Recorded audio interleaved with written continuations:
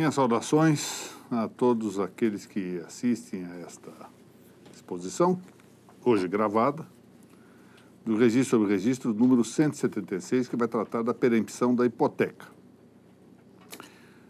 Agradeço, como de hábito e com sinceridade, a presença do Dr. Renato Nalini, reitor da Uniregistral. Também agradeço ao Dr. Claudiano Galhardo, presidente da Arispe, patrocínio que nos dão a essas nossas reuniões. Agradeço a presença de todos aqueles que, depois de terem assistido à aula número 175, aqui permaneceram para essa nova aula. E cumprimento também aqueles que nos assistem pela via eletrônica. Como de hábito, haverá oportunamente o sorteio destes 2 exemplares. Notas sobre notas, tomo 1º, e registro de imóveis, tomo 3º, da editorial Lepanto. Muito bem.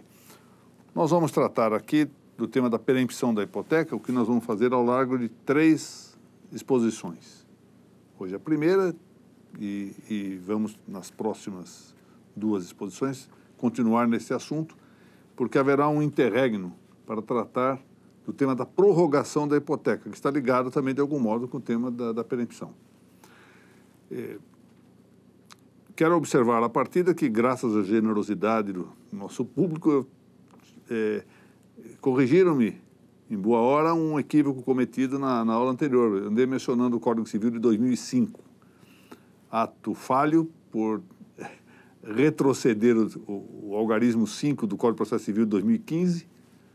E equívoco, evidentemente equívoco, trata-se do Código Civil brasileiro de 2002, não 2005. Então, feita essa correção, com agradecimento aos que me corrigiram, prosseguimos aqui nesse tema da perempção. Parece-me interessante tratar da perempção da hipoteca, ainda que de modo conciso, mas com um pouquinho mais de profundidade do que habitualmente se trata desse assunto, porque, embora a matéria seja tratada no campo do direito civil, do ponto de vista registral, ela é muito pouco frequentada. E havia necessidade teórica de fazer isso. Houve uma iniciativa há muitos anos na Vara de Registros Públicos, em que pela primeira vez se feriu o tema, em virtude de uma provocação, salvo engano, da doutora Maria Helena Leonel Gandolfo, grande oficial do 10º Registro de Imóveis, uma estudiosa do registro também, salvo engano, foi provocação dela. A proposta, a possibilidade ou não de averbar-se propter officium, ou seja, sem rogação do interessado, a ocorrência da perempção. Isso deu ensejo a uma manifestação. Àquela altura, não havia notícia de nenhum precedente judicial a respeito do assunto. Isso provocou aplausos e críticas, ou seja, alguns entendendo que não era caso de fazer-se de ofício, outros entendendo que estava bem decidido assim. E quando o Dr. Renato Nalini e eu editamos isto em 1989, o provimento 2 lá da Vara de Registros Públicos, incluímos essa possibilidade de averbar-se ex officio a perempção da hipoteca. Isso é um tema discutível do ponto de vista doutrinário. Parece que houve em seguida uma certa resignação daqueles que se opunham a esta medida, entenderam que era mesmo cabível, e nós vamos tratar desse assunto, tentando saber primeiramente de que se trata quando se fala da perempção. Uma palavra que, de certo modo, desapareceu um pouco do linguajar habitual do direito, porque estava muito presente antigamente, sobretudo no Código de Processo Civil de 39. Depois desapareceu, mas o Instituto prossegue, ou seja, o que desapareceu foi a palavra. Então vamos tratar de investigar um pouquinho, com brevidade, suposta paciência do público a que se dirige esta matéria. Bom, o tema da perempção da hipoteca, eu vou fazer uma pergunta aqui, embora a resposta não vá aparecer no vídeo, mas a Maria Augusta, ouviu falar em perempção na faculdade? Alguém falou? Falou? Oh, que ótimo. Fora do direito penal? Processo penal? No direito civil ou só no processo penal e no direito penal? Só no processo penal, né? Isso é interessante. A perempção é tratada, sobretudo, hoje no segmento penal, mas no direito civil não mais. Bom, normalmente. O tema da perempção da hipoteca, eu digo aqui, que vai ser tratado com recomendável concisão, por dadas as circunstâncias. Ele levanta realmente algumas questões muito interessantes concernentes ao direito registral. registral. E 3 dessas questões parecem aqui ser mais vistosas. Primeiro, qual o motivo de ser da perempção hipotecária? Que, se não de modo simples, mas em principal medida, concerne a conveniência da publicidade registral. É interessante isso, nós vamos ver a seu tempo. A perempção substantiva da hipoteca interessa muito ao registro. E é provável que seja em razão da publicidade que se reconheça a perempção. Do contrário, não haveria grande necessidade de reconhecê-la. Mas em virtude da publicidade, sim. Então, regride-se da publicidade, portanto, de um aspecto externo para um aspecto interior do direito, o tema da perempção.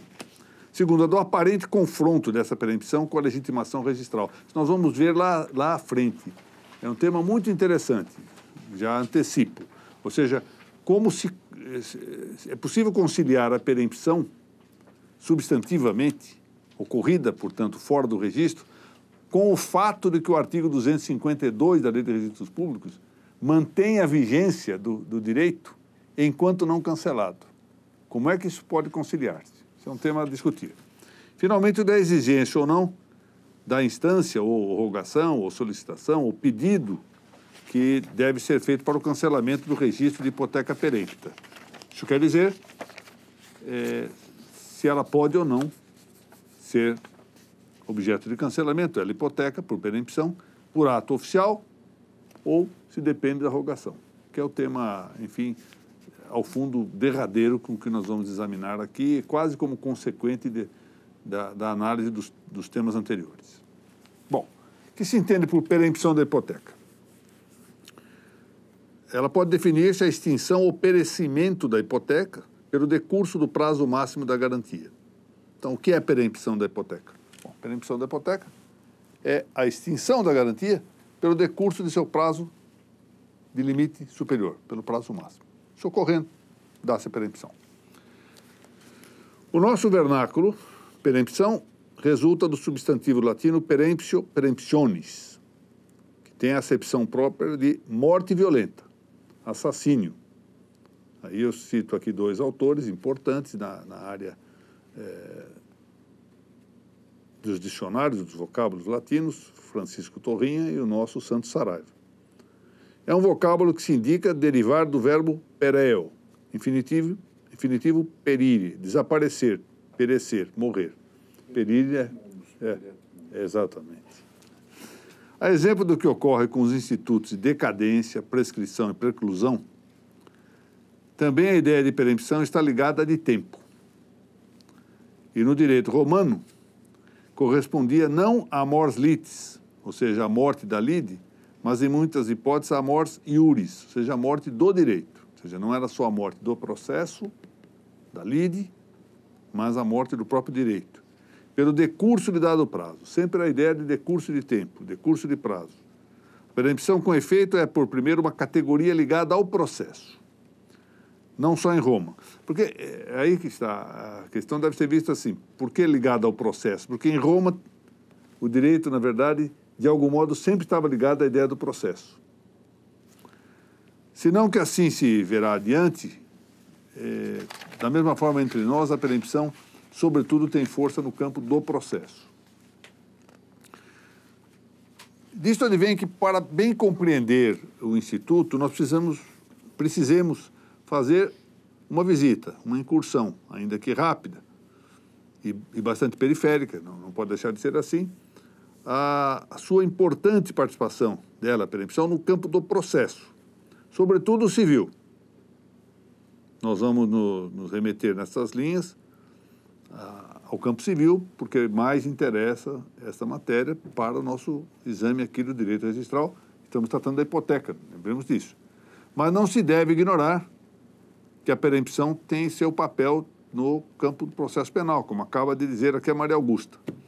O artigo 60 do Código de Processo Penal brasileiro trata exatamente da perempção da demanda que somente se proceda por meio de queixa, ou seja, ação penal de iniciativa privada. Então, ali fala da perempção da queixa.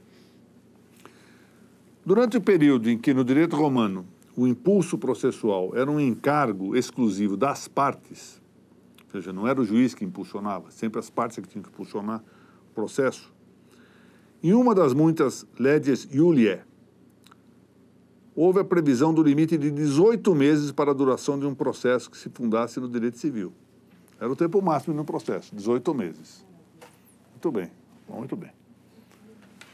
Também as ações que tinham SPEC no direito pretoriano de Roma tinham prazo certo, qual fosse, o da duração da potestade do pretor. Enquanto o pretor tinha lá um período de tempo em que ele exercia as suas funções pretorianas. Então, o processo só podia durar enquanto durasse essa sua função. Quando ele perdesse a função e outro fosse nomeado, tinha que começar tudo de novo. Uma certa ideia era a ideia de vincular, na verdade, a vinculação do conhecimento de alguém a um processo. É interessante. Pensemos que nós não estamos falando de milhões de processos, como ocorre hoje, por exemplo, só no estado de São Paulo. Então, era razoável. A norma não era irrazoável. Era dizer, olha, o pretor tem que conhecer o processo. Se nós mudamos de pretor, ele não conhece bem o processo. Por isso, ele dura o tempo que o pretor estiver no exercício. Não julguemos os antigos um pouco precipitadamente, que, sobretudo, os romanos eram de uma sabedoria prática extraordinária. Nesse sentido, vale a pena ver a obra de Lopes da Costa, um grande jurista mineiro, e que foi desembargador do Tribunal de Justiça de Minas Gerais, e, salvo engano, mas acho que foi sim, e que tem uma obra, sobretudo no processo civil, extraordinária. Se nesses prazos as demandas não terminavam, elas se tornavam peremptas, isto é, extintas. E aí que é interessante, com elas morria o direito, frequentemente, morte iuris. Acabava, não terminou agora, terminasse. Essa inércia não... Porque o impulso processual era do interessado, né, das partes, e não do juiz. Já na fase pós-clássica do direito romano, impôs-se ao juiz o impulso na tramitação processual. Então já não se cogitou de perempção, porque o prazo para o fim das demandas era previsto em consideração do proferimento das sentenças. Ou seja, já agora não havia perempção, porque cabia ao juiz proferir a sentença. Ou seja, era um prazo para julgar-se, e não para o trânsito do processo, não para tramitar o processo. Mais à frente, contudo, voltou-se à previsão da perempção instância, ou seja, a ideia de que o prazo era fixado contra a morosidade da parte. Agora com um abrandamento em relação à regulativa anterior. Então, admitia-se a prorrogação processual. Poderia haver prorrogação processual. Ou seja, restituía-se o prazo. Havia um prazo, se não se terminasse o processo dentro desse prazo, haveria perempção, mas poderia ser restituído, poderia ser prorrogado. Já era uma forma de ladear um pouquinho a exclusividade da perempção.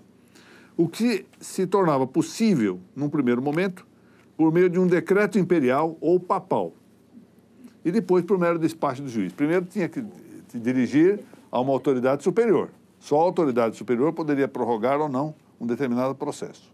Fosse o imperador, fosse o papa. Depois, demitiu-se que o mero despacho do juiz poderia fazer. Isso chamava-se de insuflatio spiritus vitae, ou seja, insuflação do espírito da vida.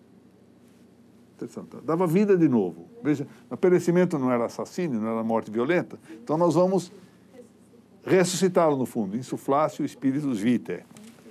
Ao modo, pois, não de uma ressuscitação do processo, mas da possibilidade de uma nova instância, ou seja, um novo processo. Aí as importantes distinções foram feitas por dois dos nossos maiores juristas, e em particular no campo do processo. João Bonomar e este efetivamente grande jurista brasileiro, que foi João Mendes Júnior. Um nome lamentavelmente esquecido nos estudos contemporâneos e, no entanto, da mais alta envergadura intelectual e pessoal. Até aqui, assim se vê, a perempção era somente um instituto processual romano. E não surpreende, depois, que venhamos a encontrar os vestígios desta realidade em vários dos corpos das regras de processo que vigoraram e ainda vigem entre nós, porque nós somos herdeiros desse processo romano. Tanto as mortes litis, quanto as mortes litis et iuris, ou seja, as mortes da lide e as mortes do próprio direito, como efeito inexorável do decurso de um determinado prazo processual, quanto a insuflatio spiritus vitae, que era a renovação da instância, previram-se ambas nas ordenações filipinas. Essas ordenações que foram de um realismo extraordinário. Eu não canso de louvar aqui a memória do imperador Felipe II, de Espanha, pelo fato de que, com justas razões, hein, nós aprendemos na escola, e até hoje os portugueses reclamam da dominação espanhola, de 1580 a 1640, mas o fato é que era legítima essa... Ou seja, ele era efetivamente o legítimo sucessor da coroa portuguesa. Mas vai a Portugal e as ordenações filipinas não são ordenações para as Espanhas, são ordenações para Portugal. Ou seja, de um realismo extraordinário. E por isso foram normas que vigoraram durante muito tempo, incluindo a circunstância de que vigoraram muito tempo no Brasil, a ponto de na parte criminal, ter sido o código normativo de maior tempo de vigência entre nós, até hoje. Mas muito bem. A perempção stricto sensu, de maneira muito limitada à hipótese excepcional, isso estava previsto nas ordenações filipinas, de que transcorrido o prazo de 3 meses de uma demanda promovida, sem reiteração, junto às almotaçarias, adiante nós vamos ver o que é uma almotaçaria, já não pudesse jamais seguir a dita causa. Livro 3º, estava previsto isto. São 3 meses, hein? Só. Era bastante. A outra, absolutio cum insuflatione, aparece a insuflação aqui de novo, instituto processual de direito comum. Nesse caso, decorrido o prazo de 6 meses de um dado processo, não se podia falar no feito, até que a parte fosse novamente citada. Olha que interessante. Admitia-se a insuflatio, mas tinha que haver uma renovação da citação, passado o prazo de 6 meses. Não se tratava aí propriamente de uma peremptio instância, mas só de uma sua absolução, porque se permitia renovar. Não é? Vamos lá, almotaçaria. É a denominação do cargo de almotacés, ou do tribunal que um almotacés presida. O almotacés é um servidor do tempo medieval e da Idade Moderna, que tem o dever de fiscalizar a exatidão dos pesos e medidas, a da taxação de alguns preços e a distribuição de gêneros destinados ao consumo público. Ele tinha essas funções. Em algum tempo, coube também a função de polícia nas cidades, incluindo a vigilância da limpeza pública. Aí está a citação do paranaense de Plácido de Silva e desse interessante historiador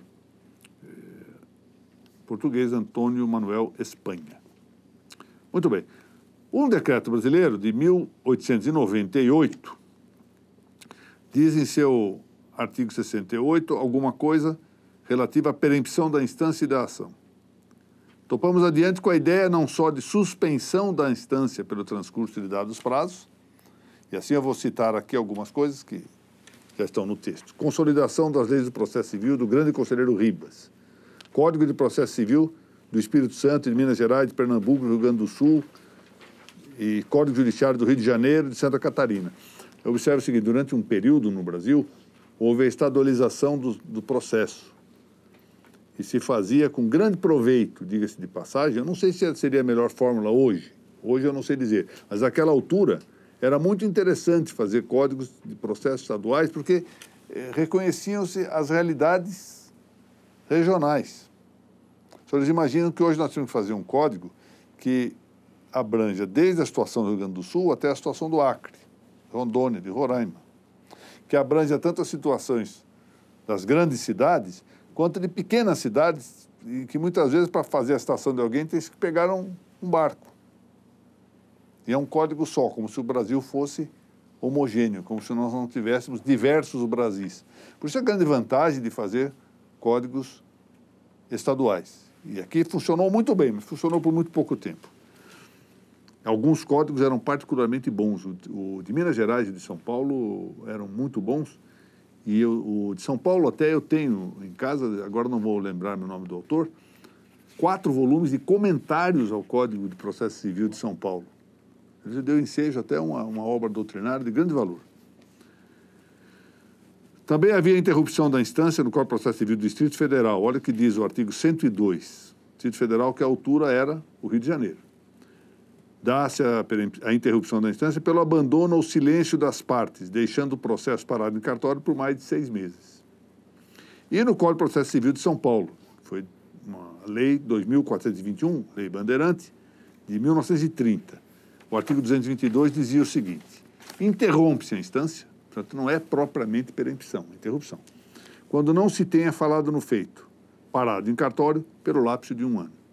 Vejam essa diferença. Enquanto no Distrito Federal se julgava bem o prazo de 6 meses, para São Paulo se julgava bem o prazo de 1 ano.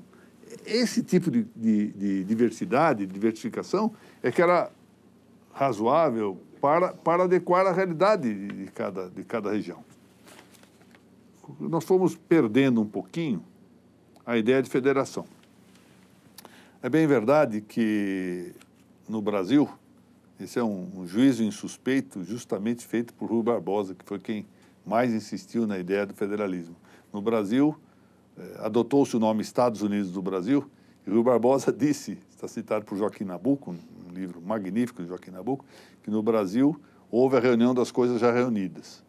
A federação foi isso, já estava reunida, não é? Quis copiar-se o modelo americano e até com o nome Estados Unidos do Brasil, quando nós já tínhamos uma realidade unitária, né?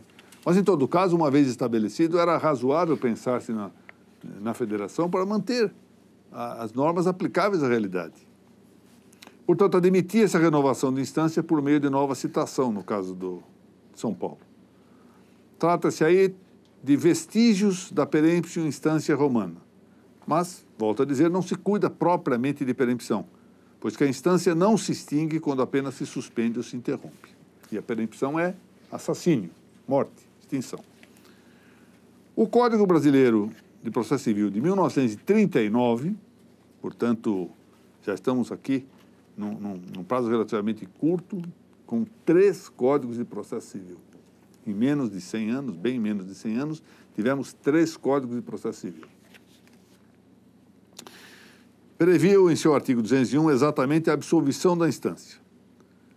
E com isso corrigiu o equívoco terminológico, porque então não era perempção, era absolvição. Uma absolvição que não impedia renovar-se a instância, portanto, ressalvada a hipótese no artigo 204, em que aí sim dava-se a peremptio instância. E isto foi muito bem visto por esse grande processualista, provavelmente um dos maiores que o Brasil já teve e tem, o professor José Manuel de Arruda Alvim, querido amigo, foi meu professor no antigo curso de Direito Processual Civil, que era relativo ainda ao Código de 39, e que eu menciono aqui. O dispositivo dizia o seguinte: se o autor der causa a 3 absolvições, notem bem, estava da causa a 3, por qualquer dos motivos previstos no artigo 201, ficará perempto o seu direito de demandar o réu sobre o mesmo objeto. Parágrafo único, verificada a hipótese de perempção, só em defesa poderá ser oposto o direito do titular. Ou seja, havia 2 possibilidades válidas de absolvição. E aí o processo podia renovar-se. Na terceira, sim, que ocorria a perempção. Isso foi bem visto pelo professor Arruda Alvim na altura. Tem-se aí, pois, 2 categorias processuais. A da absolutio instância, ou seja, a absolvição da instância, como perempção, utilizando mal a palavra, por isso que está aí entre aspas o texto, suscetível de insuflácio, renovação. E para a hipótese de 3 absoluções de instância, 3 absolvições de instância, a verdadeira perempção, aí sim, sentido próprio, que a lei refere como perempção do direito de demandar. Portanto, é proibido agora demandar porque o senhor teve já 3 absolvições de instância. Isto é uma peremptio sem possível ressuscitação ou renovação da instância. O Código Brasileiro de Processo Civil de 73, nada obstante não se refira nominalmente à absolvição de instância, preferindo o termo extinção do processo, lembra que o professor Buzaide resolveu abolir essas várias distinções e consagrou tudo numa ideia que ao fundo, apresentava a visão de apanhar o resultado. O resultado é o mesmo, não vamos ficar distinguindo hipóteses aqui que não vão levar a resultado instrumental razoável. Parecia bem isto. O Código de 73 foi um modelo de sistema. Outra coisa era saber se era aplicável inteiramente a situação brasileira. Provavelmente não. O professor Busari teve uma visão um pouco idealista, mas é um grande professor, uma grande pessoa também. Ele foi meu professor na pós-graduação. E eu tive a oportunidade de verificar como ele tinha realmente boas ideias, mas um pouco talvez avançadas demais para aplicar-se de imediato à situação real do Brasil. O Código de 73 manteve, ainda que com menor abrangência, o Instituto da Perempção. No inciso 3º do artigo 267 desse Código de 73, consta que se extinguirá o processo, constava que se extinguirá o processo, ou que se extinguiria o processo, sem resolução de mérito, aspas, quando, por não promover os atos e diligências que lhe competir, o autor abandonar a causa por mais de 30 dias. Então, como é que apareceria a perempção? No parágrafo único do 268, se o autor der causa por 3 vezes, novamente, essa mesma ideia, a extinção do processo, pelo fundamento previsto no número 3 do artigo, não poderá intentar nova ação contra o réu com o mesmo objeto, ficando-lhe ressalvado, entretanto, a possibilidade de alegar em defesa do seu direito. Ou seja, se ele fosse demandado, ele poderia alegar em via defensiva, porque ele não tinha era eficácia ofensiva se ele tivesse dado 3 vezes causa de absolvição. Ao passo, pois, em que no Código de 39 dar causa o autor a 3 absolvições de instância, por não importa qual dos motivos levaria a perempção sem a insuflácio, já no Código de Processo Civil de 73, a tríplice extinção do processo sem solução de mérito apenas acarretaria a perempção definitiva, ou seja, sem a insuflácio, sem possível renovação, na hipótese de abandono da causa pelo autor por mais de 30 dias. Então, isso restringia bastante a possibilidade da perempção. Nosso atual Código de Processo Civil reitera a orientação mais restrita adotada pelo Código de 73, moldando a peremptio sine insuflatione, ou seja, a perempção sem possibilidade de renovação, ao quadro de o autor, aspas, dar causa por 3 vezes a sentença fundada em abandono da causa. E nessa hipótese, ele, aspas, não poderá propor nova ação contra o réu, com o mesmo objeto, ficando-lhe ressalvado, entretanto, a possibilidade de alegar em defesa do seu direito. Parágrafo 3º do artigo 486. Bom, então aqui nós examinamos a origem da perempção. Isso tudo vai ter depois a sua correspondência no plano da hipoteca e aquilo que muito nos interessa, no plano do reflexo da hipoteca, da perempção da hipoteca no registro. Serão 3 aulas sobre isso, sendo que uma delas tratará da prorrogação da hipoteca. Então, ao fundo, são mais 2 diretamente sobre a perempção, com um intervalo tratando do dificílimo tema da prorrogação da hipoteca. Eu queria que, lembrei-me no meio da aula, e não poderia deixar de referir, que uma das obras, eu citei aqui o João Mendes Júnior, e uma das obras magníficas, ele tem várias coisas escritas, Direito Processual Civil dele, o livro sobre processo civil é magnífico e deu em seja a formação de vários doutrinadores. A influência do João Mendes Júnior na obra dos nossos processualistas foi imensa. João Mendes escreveu aquele que eu considero provavelmente o melhor livro aqui dos brasileiros e dos melhores em todo o mundo sobre a estruturação, o organismo, ou seja, a parte orgânica, histórica e orgânica dos registros públicos e das notas, que foi o seu Órgãos da Fé Pública. Esse livro foi publicado, depois teve uma segunda edição da Saraiva, posteriormente houve uma terceira edição que estava acertada para ser, não sei com qual editora aqui em São Paulo, depois parece que houve uma desavença qualquer relativa aos direitos autorais.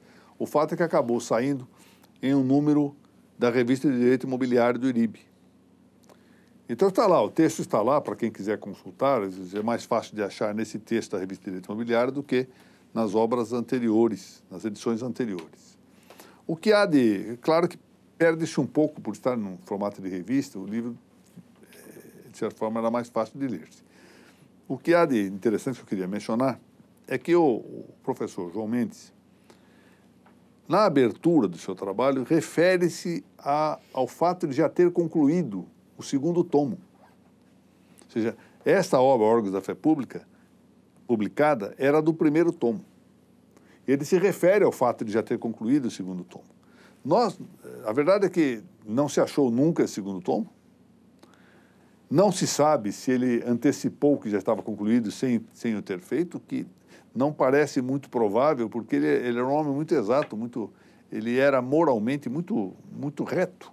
Duvido que mentisse nesse ponto, ainda que fosse uma mentira sem grande prejuízo.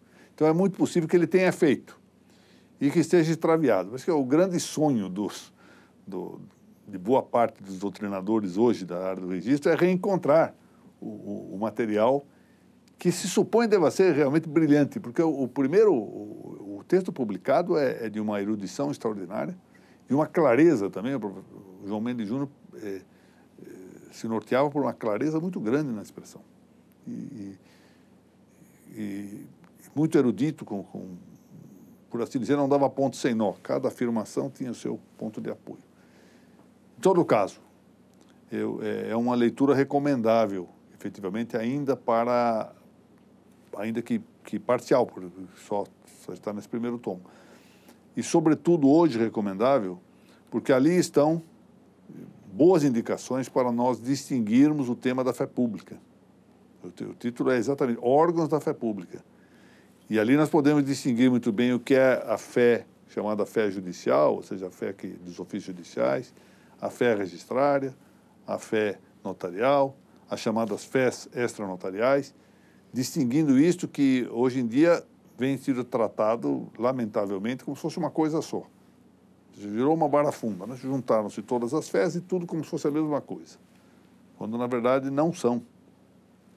E se fosse a mesma coisa, hoje não poderia haver nenhuma forma de qualificação dos títulos notariais levados ao registro público, né? Portanto, há um erro de premissa aí manifesto. Então, e há interesse prático nessa distinção, não é só interesse acadêmico, interesse doutorado, interesse prático. Muito bem. Eu quero agradecer novamente a presença daqueles que resistiram aqui valentemente para assistir essa segunda aula, depois da aula ao vivo que nós tivemos hoje. Novamente agradecer ao público que nesta quarta-feira de cinza nos assiste. Eu próprio vou assistir, isso faz parte da penitência. Começamos a quaresma com uma forma de penitência. E agradecer ao Dr. Renato Nalini, ao Dr.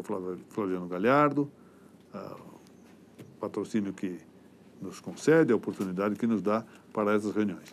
É ao público que nos assiste, novamente, uma boa semana e que Deus nos permita mais uma reunião na semana posterior aí, à quarta-feira de cinza. Muito obrigado a todos.